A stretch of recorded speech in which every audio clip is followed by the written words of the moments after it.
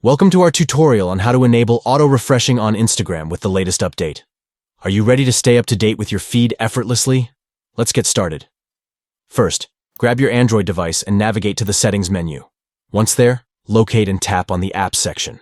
Now search for Instagram in the list of apps and tap on it to open the app settings. Next, within the Instagram settings, find the Mobile Data option and select the app data usage. Here, you'll see various data usage settings for Instagram. Make sure to tap on Allow Background Data Usage to enable auto-refreshing in the background. By turning on this setting, you allow Instagram to refresh its content in the background, ensuring that you are always presented with the latest posts and updates from your favorite accounts. This simple step will keep your feed current and engaging without you having to manually refresh the app. Congratulations!